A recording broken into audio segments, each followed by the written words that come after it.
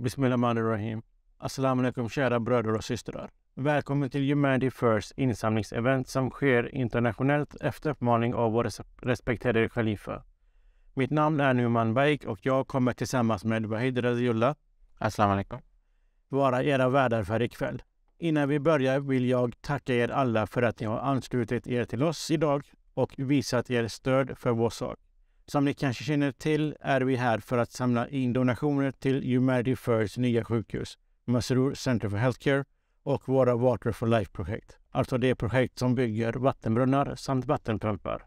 Dessa initiativ är avgörande för att hjälpa dem som behöver det och vi är tacksamma för er generositet.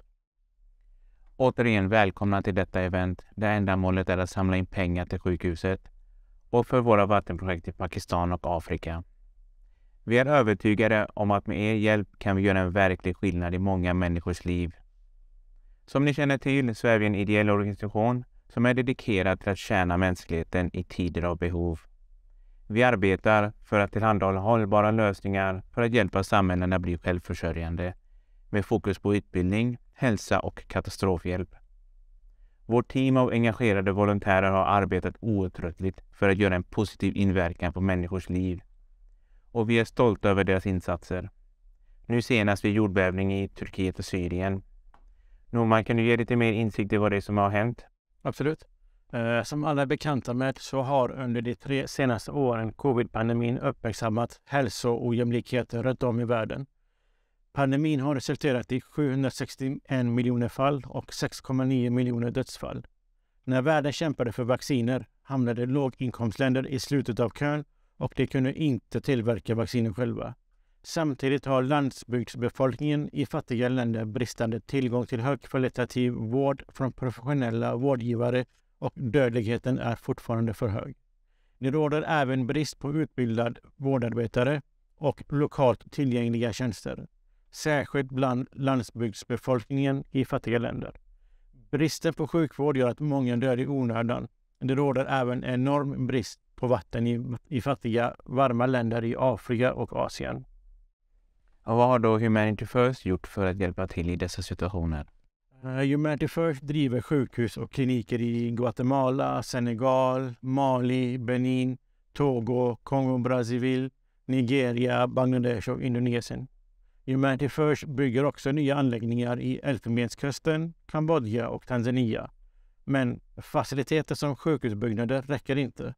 Humanity First utbildar också lokala vårdgivare och driver också medicinska outreach-kliniker för att ge vård och triage för landsbygdens invånare och identifiera risker så tidigt som möjligt.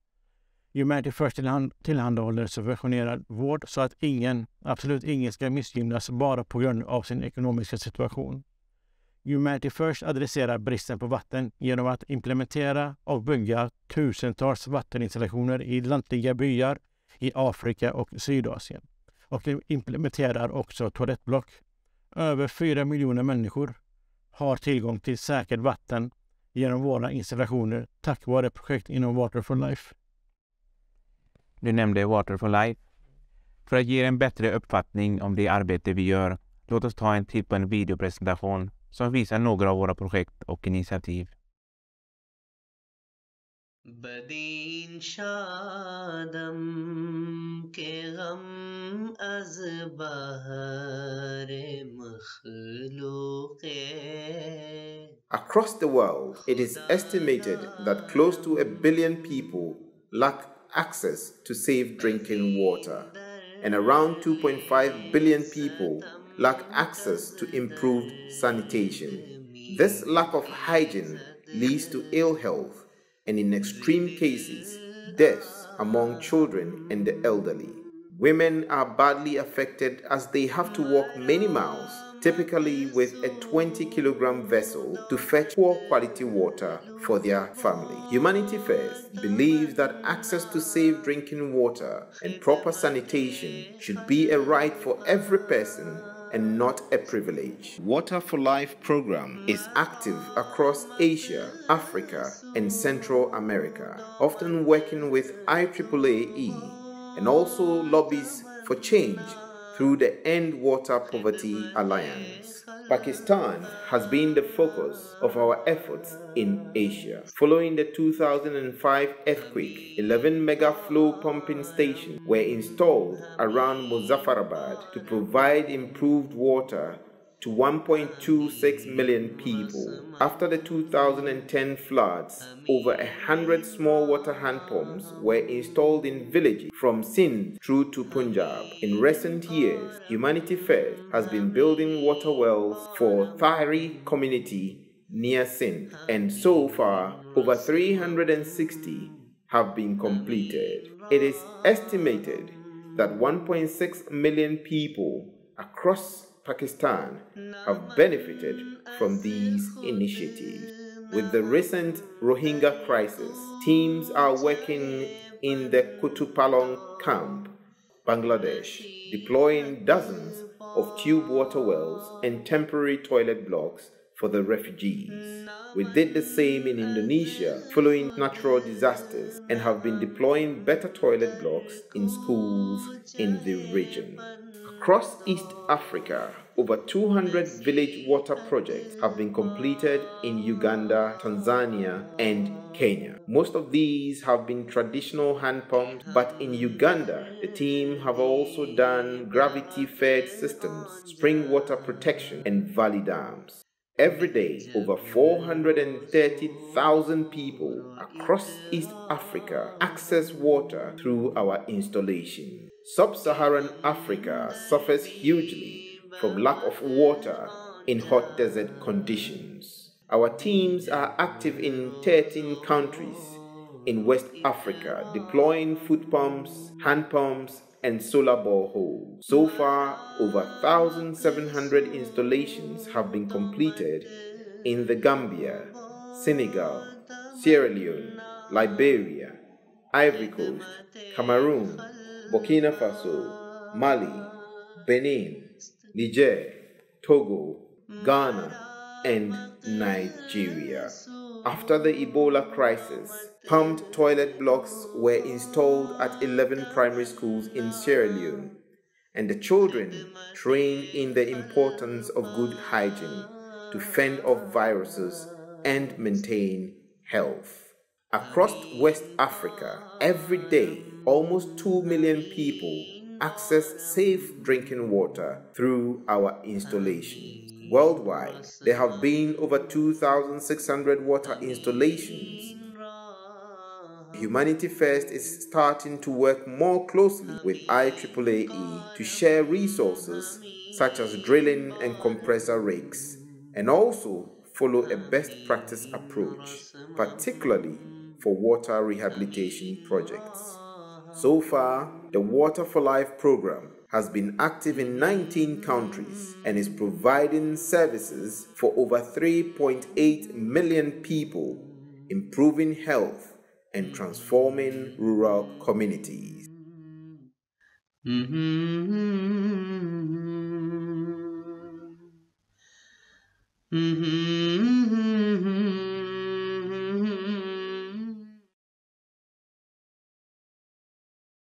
Jazakallah.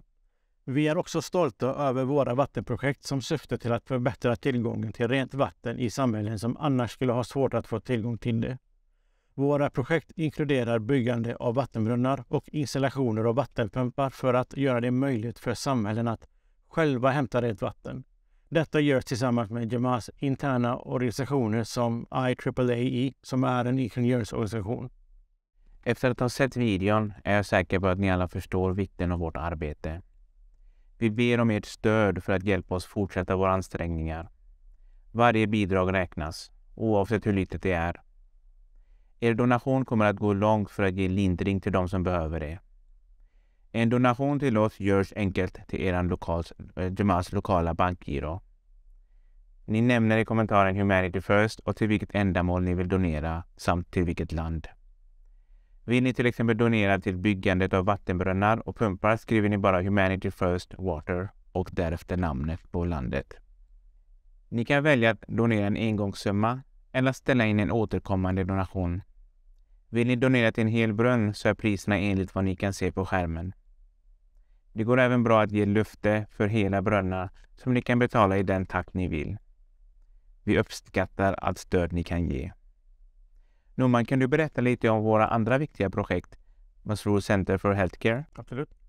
Masroor Centre For Healthcare är en av de senaste tillskotten till vår organisation och syftar till att förbättra tillgängligheten till högkvalitativ sjukvård i Elfenbenskusten.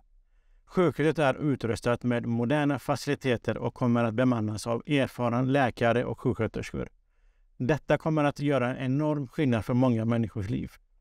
Elfenbenskusten är en av de snabbaste utvecklande länderna i Västafrika, men även här finns det brist på utbildad medicinsk personal.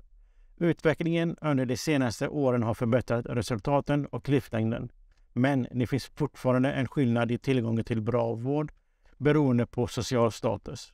Gravida kvinnor och små barn löper också större risk. Det finns områden som Abobo med en stor population av lågutbildade och låginkomsttagare som inte lätt kan få tillgång till högkvalitativ vård. Det är av denna anledning som Humanity First, under ledning av vår kära Khalifa, beslöt att bygga ett sjukhus i Produktion, inte långt från huvudstaden Abidjan och även Abobo. Konceptet är att erbjuda högkvalitativ vård för att locka privata patienter, sedan subventionera vården för patienter med låg inkomst. Du kanske kan berätta lite mer om byggnadsfasen? Absolut. Markarbeten påbörjades sent 2018 för sjukhuset och nivelleringsarbetet och omkretsväggarna var färdiga vid slutet av 2019. Huvudbyggnadsarbetet påbörjades i mitten av 2020, pågår fortfarande, vilket är anledningen till att vi samlar in medel för att bygga klart anläggningen och köpa utrustning och möbler. Vår långsiktiga plan är att sjukhuset ska bli ett undervisningssjukhus och lämna ett bestående arv av fler utbildade sjukvårdspersonal som kan arbeta i Masroor Centre For Healthcare. Vi är därför otroligt tacksamma för donationerna vi kan få in här och med er hjälp kan vi färdigställa sjukhuset och därefter kunna ge vård till de otroligt utsatta människor som inte har råd med vanlig sjukvård. Ni kan donera en valfri summa nu eller även ge ett löfte om ett större belopp som ni betalar in i omgångar ni själva känner passar er. För att donera till Masroor Centre For Healthcare så betalar ni in precis som vanligt till er lokala bankgiro med kommentaren Humanity First sjukhus. Avslutningsvis, för att se hur det går i utvecklingen av vårt nya fantastiska sjukhus, så har vi en video som vi vill att ni tittar på. Den är lite längre än den förra videon så vi uppskattar att ni stannar kvar och tittar på den.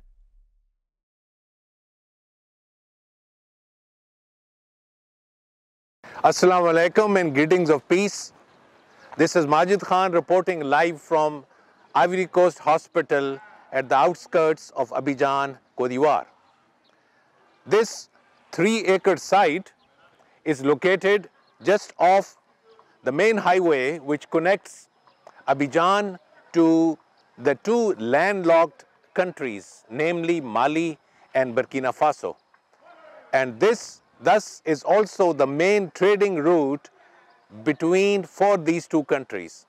And when this hospital gets operational, we are hoping that we will also get patients from as far as Mali and Burkina Faso in this center of excellence.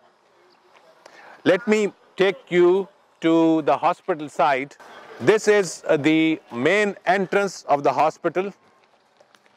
You can see all the plaster work going on for the main porch and also for the veranda which enters into the main waiting area. This is the main reception hall for the hospital. It is, you can see we have given an opening in the sky for the green area. Here it is going to be the main admission office. The seating area will have approximately 50 people who can sit here. On my left, as you can see, those people are working, and we have 8 outpatient clinics. It also has a triage. Let me take you to the next block.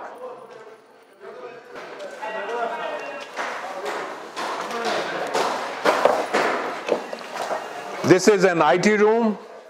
There is a small administrative block here, which has a director's office, administrator office, a meeting hall, and couple of cabins for the admin staff. On the left here, as you can see, this is a separate diagnostic area which has a lab, X-ray, ultrasound, and one endoscopy unit.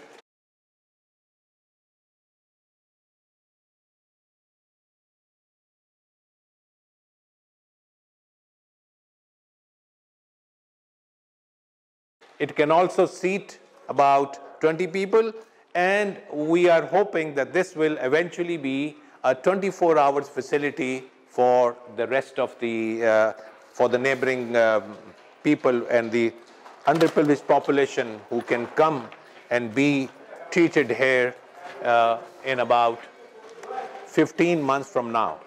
This is another open area, a green area for the patients, and with our experience, we have found out that the green areas help a lot for the recovery of the patients.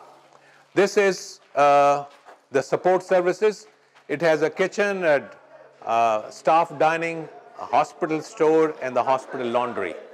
And there's a separate entrance for the staff which can come from this side. If you go further down, we have four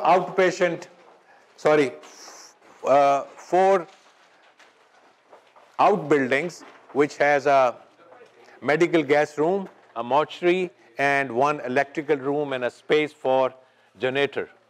And this, there would be a road going across, right across in between the outbuildings and the main building for the logistics. This line, I'm going to show you later, but this has 11 semi-private rooms, which has 22 beds. And then we also have a VIP room, specifically for those people who would like more privacy.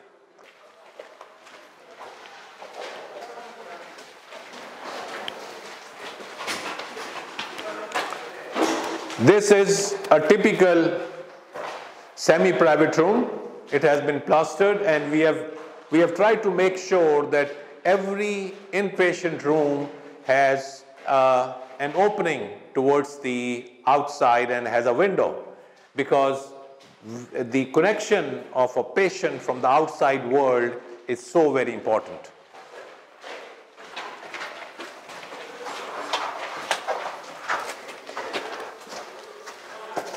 This is, of course, it's messed up situation at this time, but this is the main nursing station, and there is another entrance because we have created an isolation room at the end of this hallway.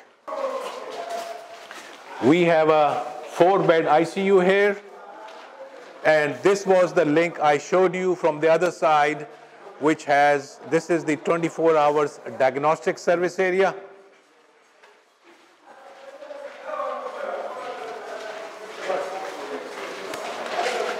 This again is the main corridor which is linking emergency on my left towards the main outpatient area.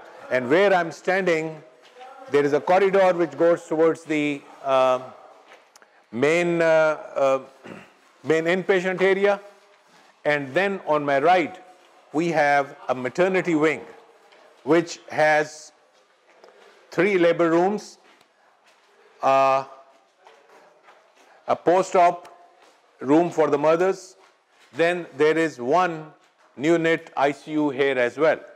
So this is a complete independent unit for the mothers and the babies, and this is independent of the other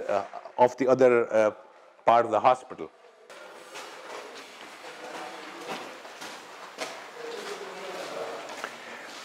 One of the very important places, although it is under construction and you will not be able to see much at this time, this is a set of the operation theaters we have. We have 2 operation theaters.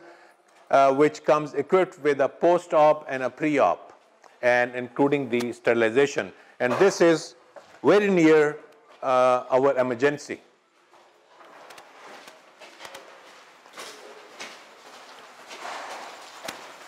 So here is a 5-bed emergency, which at this moment is being used as one of the stores for the tiles which we got imported from Turkey. So this is the other entrance of the hospital, which is the emergency. Coming here, this is separate from the main entrance, and because it will be a 24-hour emergency, so we will be taking care of the patients, of course, from the neighboring areas and across Abidjan as well. And that's about all for now. We have started the samples for putting the tiles also, which will be shown to you very shortly. And then we are also going to show you the route from where the main highway is coming. And so that's about it. So with this, I come to the end of the small tour of the hospital. We have come a long way from the time when this dream, this dream was, it was just when this project was just a dream. Now it has become a reality, but we are not there as yet.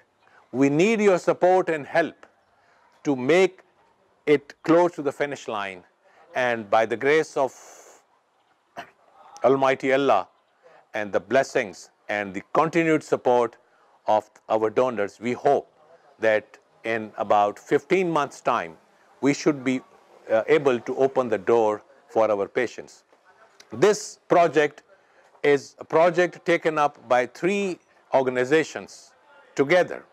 They are holding each other's hands and making this most ambitious humanitarian project come to life. Humanity First International, Humanity First Canada and UK, hats off to them and hats off to all the donors and supporters and well-wishers. Thank you so much. Jazakallah ahsanul jaza.